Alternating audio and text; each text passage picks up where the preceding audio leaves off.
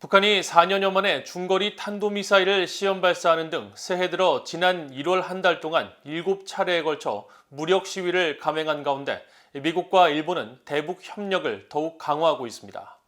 신임 일본 주재 미국 대사는 일본 외무상과 만나 북한이 미사일 발사로 영내 안정과 국제사회의 인내심을 시험하고 있다고 지적하며 영내에서 미일 협력 의지를 재확인했습니다. 박형주 기자가 보도합니다.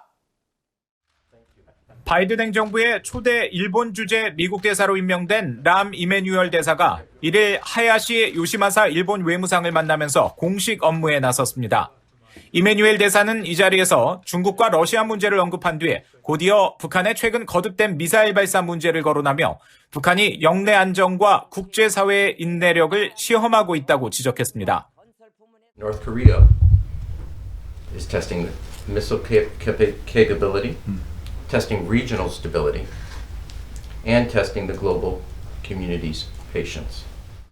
이메뉴얼 대사는 또 일본은 완전한 동맹국이라고 표현하며 미국은 영내 공동 목표를 실현하기 위해 일본과 협력하는 데 전념하고 있다고 강조했습니다. My message to the foreign minister is that the United States is fully committed to working with Japan as a full ally to counter the challenges and to really realizing our shared vision for a truly free and open Indo-Pacific. 이날 이메뉴얼 대사와 하야시 외무상은 북한에 의한 일본인 납북자 문제를 상징하는 블루 리본을 나란히 가슴에 달고 나와 눈길을 끌기도 했습니다. 북한이 올해 들어서만 7차례 미사일 발사를 이어가고 있는 가운데 영내 대중국 견제에 주로 집중됐던 미일 협력이 북한 문제에서도 최근 두드러진 모습입니다.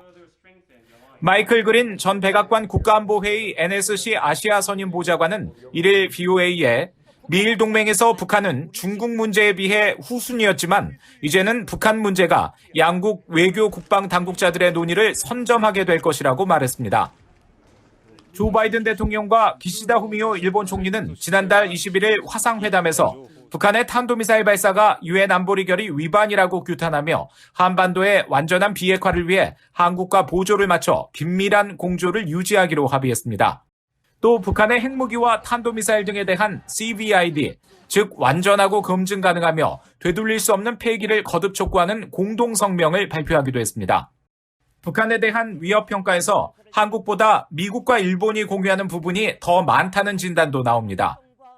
President Moon has always downplayed North Korean provocations, sought to reduce sanctions and offer benefits to resume dialogue between Seoul and Pyongyang.